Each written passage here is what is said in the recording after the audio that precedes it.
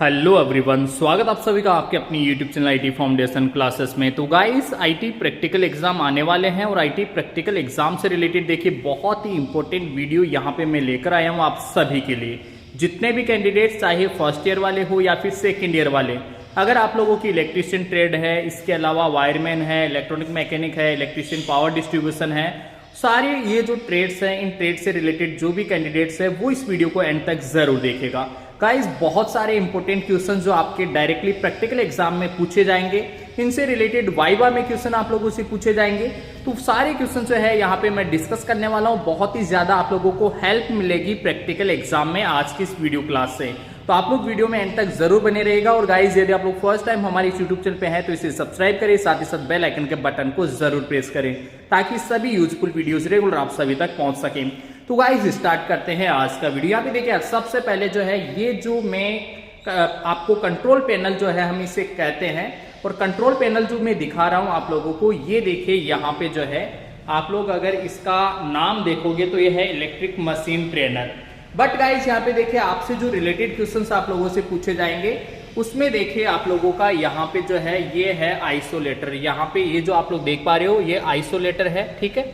इसके अलावा देखिए यहाँ पे ये, हाँ, कई स्टूडेंट्स हो सकता है कि इसको देख के ऐसे सोचे कि ये जो है एमसीबी है। तो मैं आप सभी को बताना चाहूंगा ये एमसीबी नहीं है, ये आइसोलेटर स्विच है, क्योंकि एक साथ जो है ये सप्लाई को ऑन या ऑफ करने का काम करता है, राइट। इसके बाद में देखो ये सामने आप लोग देख पा रहे होंगे ये एमीटर है, और यहाँ पे आप लोग देख पा रहे होंगे बिल्कुल सीधी लाइन यहाँ पे बनी हुई है, यानी कि ये डीसी करंट जो है, डीसी धारा, दिष्ट धारा जो एक ही दिशा में प्रवाहित होती है, उस धारा को मापने के लिए जो डीसी आपको पता होगा सेल या बैटरी जो है या डीसी जनरेटर है, वहां से हमें डीसी करंट मिलता है। तो डीसी करंट को मापने के लिए जो है हम इस एमीटर, डीसी एमीटर जो है यहाँ पे ये बना हुआ है, लगा हुआ है यहाँ पे, और इसका यूज करते हैं। एमीटर को हम श्रेणी क्रम में जोड़ते हैं, राइट। इसके बाद में देखो ये वोल्ट मीटर है। वोल्ट मीटर के ऊपर भी आप लोग देख पा रहे होंगे सीधी लाइन है बिल्कुल, यानी कि डीसी वोल्टेज को मापेगा, ठीक है। और 0 से 300 वोल्टेज तक के मान को ये माप के हमें बताएगा। तो ये है आपका डीसी वोल्ट मीटर, राइट। इसके बाद में देखो ये है एसी एमीटर। आप यहाँ पे देख पा रहे होंगे एसी का वेवफॉर्म, एक संकेत जो है वेवफॉर्म, एसी साइनोसॉइडल वेवफॉर्म में होती है, तो इसलिए यहाँ पे देखो ये वाला जो है ये निशान, ये साइनोसॉइडल वेवफॉर्म का यहाँ पे बना हुआ है गाइस। और ये जो एमीटर है 0 से 15 एम्पियर करंट, एसी करंट का मापन करके हमें बताएगा, राइट। इसके सामने देखिए इसके पास में जो है ये एक और एमीटर जुड़ा हुआ है। तो इस तरीके से एमीटर वोल्ट मीटर से रिलेटेड भी क्वेश्चन आप लोगों से पूछे जाएंगे। डीसी एमीटर ये है, ये डीसी वोल्ट मीटर है, ये आप लोगों का जो है ये दोनों ऊपर वाले जो दोनों है ये एसी एमीटर है। एमीटर को हम श्रेणी क्रम में जोड़ते हैं। आदर्श एमीटर का आंतरिक प्रतिरोध 0 ओम होता है, राइट। ये चीजें आप लोग याद रखोगे, ठीक है। इसके बाद में देखो यार नेक्स्ट जो है मैं लेकर चलता हूं आप लोगों को यहाँ पे। ये देखिए ये नाइफ स्विच यहाँ पे लगा हुआ है, ये वाला जो है ये नाइफ स्विच है। ये सर्किट को जो है एक परिपथ से दूसरे परिपथ की साइड जो है मूव करने के लिए, एक तरीके से एक परिपथ से दूसरे परिपथ में ट्रांसपोज करने के लिए जो काम में लिया जाता है नाइफ स्विच, या फिर ऑन ऑफ भी जो है हम इससे कर सकते हैं, ठीक है।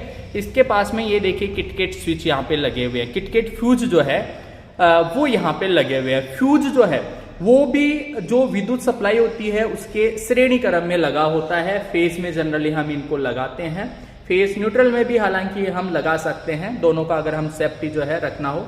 बाकी जो है लाइन के श्रेणी क्रम में जोड़ा जाता है फ्यूज को। फ्यूज करता क्या है, फ्यूज एक्चुअल में जो ओवरलोड है या फिर शॉर्ट सर्किट है, कोई भी सर्किट है उसमें ओवरलोड यानी कि लोड बढ़ जाए, ठीक है, तो उस कंडीशन में क्या होगा, करंट का मान बढ़ जाता है। या फिर शॉर्ट सर्किट हो जाए तो उस कंडीशन में भी क्या है, करंट का मान बढ़ जाता है। तो उस कंडीशन में अपने परिपथ को बचाता है, जो भी उस फ्यूज के आगे जो भी उपकरण लगे हुए हैं उन सभी उपकरणों को अपना फ्यूज जो है प्रोटेक्ट करता है। इसलिए इसको हम सेफ्टी डिवाइस, सुरक्षा युक्ति भी बोलते हैं। गाइज, यहाँ पे देखिए ये आप लोग देख पा रहे हो ये है star delta starter, right. Star delta starter आप सभी को पता होना चाहिए। पहले जो स्टार्टर है नीचे की तरफ जो है आपको यहाँ पे आप देखोगे ये स्टार्ट कंडीशन है और ये रन कंडीशन है। जब स्टार्ट होगा तो ये एक्चुअल में पहले स्टार में चलाता है, जो भी मोटर जो है इससे 3 फेज इंडक्शन मोटर ऑब्वियसली जुड़ी होगी, कनेक्टेड रहेगी। वो 3 फेज इंडक्शन मोटर जो है उसको ये पहले स्टार में चलाता है और उसके बाद में जो है रन कंडीशन, यहाँ पे देखो यार रन कंडीशन लिखा हुआ है, जब रन में होगा तब ये डेल्टा में चलाता है। तो पहले ये स्टार में चलाएगा और उसके बाद में जो है ये डेल्टा में चलाता है। ये है स्टार डेल्टा स्टार्टर। इसके टोटल 9 संयोजक होते हैं। 9 टर्मिनल बोल दो या 9 संयोजक। देखो यार 3 तो इसमें जो है सप्लाई के होते हैं, अपने 3 फेज सप्लाई जो है उसी में ये जो है काम में आएगा, 3 फेज मोटर्स के लिए काम में आता है। तो 3 तो सप्लाई के होते हैं RYB, रेड, येलो और ब्लू, जो 3 फेज सप्लाई होती है उसके लिए 3 टर्मिनल, और 6 टर्मिनल जो है वो होते हैं मोटर की वाइंडिंग के।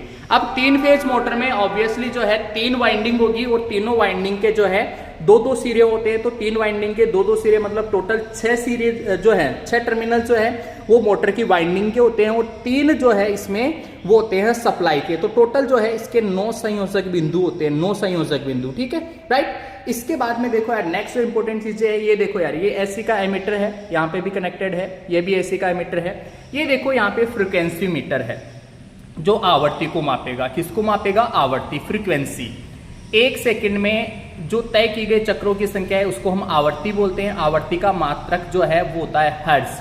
हर्ट्ज को हम Hz से दर्शाते हैं। आवृत्ति को साइकिल पर सेकंड, चक्र प्रति सेकंड से भी हम जो है एक तरीके से उसको हम दर्शाते हैं, राइट। तो ये है फ्रीक्वेंसी मीटर, आवर्ती मीटर, राइट। इसके बाद में देखो ये वोल्ट मीटर है, और वोल्ट मीटर जो है ये एसी का वोल्ट मीटर है। यहाँ पे आप लोग देख पा रहे होंगे ये भी एसी का वोल्ट मीटर है, और ये जो इधर वाला है ये भी जो है आप लोग देख पा रहे होंगे ये डीसी का एमीटर है, डीसी का एमीटर, राइट। इसके बाद में देखो यार नेक्स्ट जो है, नेक्स्ट यहाँ पे आप देख पा रहे होंगे ये डीसी मोटर स्टार्टर है, ठीक है।